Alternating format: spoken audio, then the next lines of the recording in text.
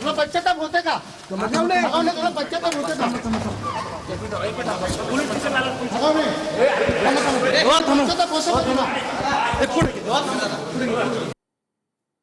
वैष्णवी हगवणेला पती शशांकने पाईपनं मारहाण केल्याचं देखील समोर आलंय। आत्महत्या प्रकरणामध्ये पोलिसांकडून आणखी एका कलमाची त्यानंतर वाढ करण्यात आली। पाईपनं मारहाण केल्यामुळे 118(2) हे कलम या प्रकरणामध्ये वाढवण्यात आले। वैष्णवी आत्महत्या प्रकरण आणखी एक कलम यामध्ये वाढवलं। वैष्णवीला नवरा शशांकने पाईपनं मारहाण केल्याचं समोर। वैष्णवीला मारहाण केलेला पाईप पोलिसांकडून जप्त करण्यात आला आहे। पाईपनं मारहाण केली म्हणून 118(2) या कलमाची वाढ करण्यात आली आहे। वैष्णवी आत्महत्या प्रकरणात आतापर्यंत 12 जणांच्या साक्षी नोंदवण्यात आल्या आहेत। हगवणे प्रकरणामध्ये माझा काहीही संबंध नाही, काही जण मला विनाकारण बदनाम करतायत असं अजित पवार यांनी म्हटलंय। वैष्णवीने मला थोडी जरी तक्रार केली असती तरी त्याची दखल घेतली असती, अशी प्रतिक्रिया अजित पवार यांनी दिली।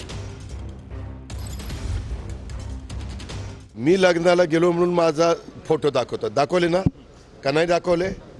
हा, माझा काही संबंध, मी तुमच्या घरातल्या लग्नाला आलो आणि फोटो काढला आणि काही वेगळं झालं तर त्यात माझा काय दोष आहे? कसपटेंच्या मुलीचं दुःखद घटना घडली, त्याला माझा काय दोष आहे एक मला सांगा ना। मी त्या तशा पद्धतीनं कृत्य करायला सांगितलं।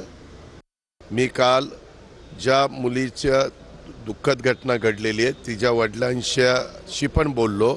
हे दोघांचं लव्ह मॅरेज झालेलं होतं, परंतु आता तो विषय काढून उपयोग नाही।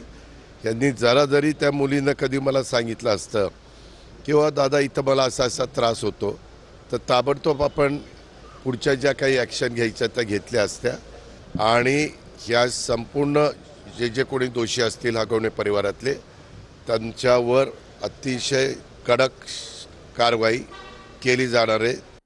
छावा संघटनेनं वैष्णवी प्रकरणामध्ये महिला आयोगाच्या अध्यक्ष रुपाली चाकणकर यांना जाब विचारला आहे। वेळीच दिवे लावले असते तर हत्या झाली नसती, असा संताप छावा संघटनेच्या कार्यकर्त्यांनी व्यक्त केलाय।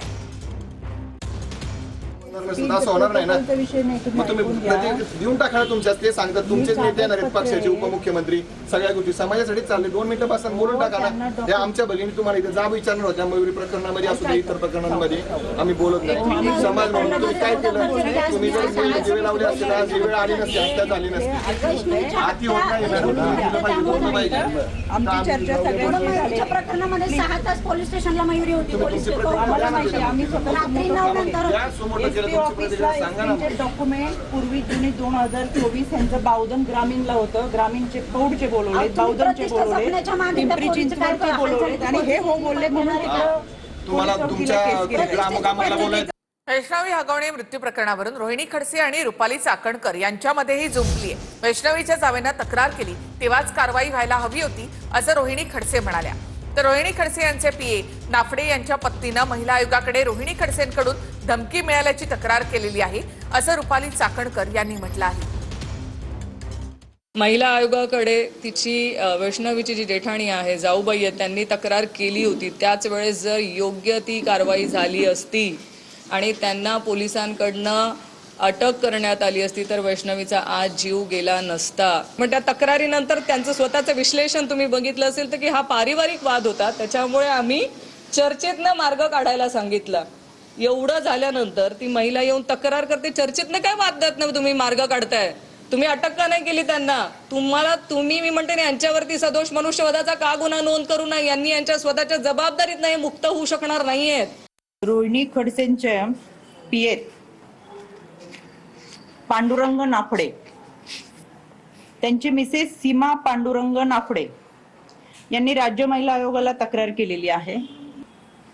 या सीमा पांडुरंग नाफडे यांनी सांगितलं की रोहिणी खडसे आणि त्यांच्या शहर अध्यक्षांकडून पदाधिकारी आहेत, त्यांनी मला फोन करून धमकी दिलेली, जर घराच्या बाहेर निघाले आणि तक्रार दाखल केली तर आम्ही जीव मारू।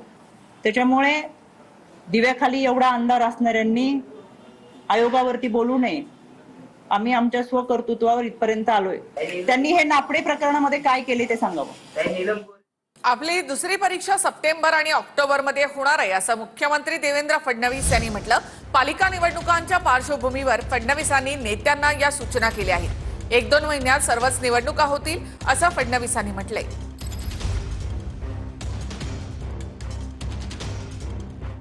आता आपली दुसरी परीक्षा ही सप्टेंबर-ऑक्टोबर मध्ये येणार आहे, ज्यावेळी जिल्हा परिषदही होईल, महानगरपालिकाही होईल, नगरपालिकाही होतील. सगळ्या निवडणुका साधारणपणे 1-1.5 महिन्यात सगळ्या निवडणुका त्या काळामध्ये आटोपतील. या स्थानिक स्वराज्य संस्था या आपल्याला निवडून आणायच्या आहेत, कारण सरकार तेव्हाच काम करू शकतं जेव्हा स्थानिक स्वराज्य संस्था ही त्याच्याशी अलाईन असते. 6 जूनचा शिवराज्याभिषेक सोहळा बंद केला पाहिजे असं वादग्रस्त वक्तव्य शिवप्रतिष्ठान हिंदुस्थानचे संस्थापक संभाजी भिडे यांनी केलंय. तिथीप्रमाणे सोहळा झाला पाहिजे असं संभाजी भिडे यांचं मत आहे. 6 जूनचा शिवराज्याभिषेक सोहळा कायमचा बंद करा. भिडेंच्या वक्तव्यानं पुन्हा एकदा वादाची चिन्ह. 6 जूनला होणारा शिवराज्याभिषेक सोहळा कायमचा बंद करा असं भिडेंनी म्हटलंय. भिडेंच्या या वक्तव्यानंतर नव्या वादाला तोंड फुटण्याची शक्यता आहे. शिवराज्याभिषेक सोहळ्याचा राजकारणासाठी वापर होतोय असं भिडेंनी म्हटलंय. तिथीप्रमाणे छत्रपती शिवाजी महाराजांचे कार्यक्रम झाले पाहिजेत असंही भिडे म्हणाले. 6 जूनला करण्याची पद्धत एकदम नामशेष केली पाहिजे. आपण अजूनही 76 वर्ष झाली तरी सुद्धा आपलं मानसिक सगळं अधिष्ठान अजून ब्रिटिशांच्या स्वाधीन ठेवले. 6 जूनचा राज्याभिषेक बंद करा म्हणणारा नक्कीच पिसाळलेला आहे आणि एखादा कोणी पिसाळला तर त्याची तात्काळ नसबंदी करणं समयसंमत आणि समाजहिताचं आहे. तसं न केल्यास पिसाळलेली विकृती समाजाला चावत सुटते. खबरदारी म्हणून सरकारने तात्काळ दखल घ्यावी. अमोल मिटकरी, आमदार, राष्ट्रवादी काँग्रेस, अजित पवार गट. संतोष शिंदे, प्रदेश प्रवक्ता, संभाजी ब्रिगेड, महाराष्ट्र. संभाजी भिडेंची मेंटल हॉस्पिटलमध्ये रवानगी करा. महाराष्ट्रात या वाचाळवीराला सतत वारंवार काहीतरी घाणेरडं बोलण्याचं त्या ठिकाणी डोक्यावर परिणाम झालेला आहे.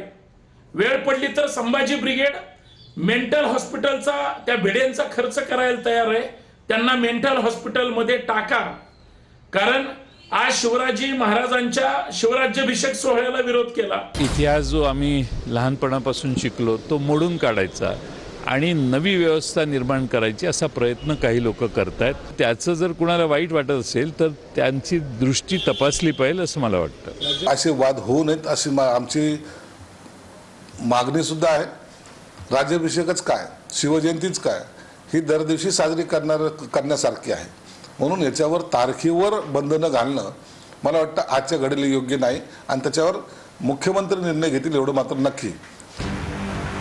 वाघ्या कुत्र्याचा पुतळा काढायला नको, भिडेंचं वक्तव्य. संभाजी भिडेंनी रायगडावरील वाघ्या कुत्र्यावरूनही वक्तव्य केलंय. रायगडावरील वाघ्या कुत्र्याचा पुतळा काढायला नको असं भिडे म्हणालेत. वाघ्या कुत्र्याबद्दल जे इतिहास संशोधक बोलतात ते कोणत्या उंचीचे आहेत असाही सवाल भिडेंनी उपस्थित केलाय. ते कुत्र काढता का म्हणे, कुत्र्याचा पुतळा काढता का म्हणे, तो राजकारणाचा विषय करता का म्हणे. तो कुत्रा नाही असं इतिहास संशोधक म्हणतात. ते इतिहास संशोधक काय उंचीचे काय कुवतीचे गलगा करून कुणालाही इतिहास संशोधक म्हणायचं आणि तो म्हणतोय ते खरं धरायचं हे बरोबर नाही. त्याच्यासाठी स्वतंत्र एखादं संशोधन मंडळ नेमून तो निर्णय करावा.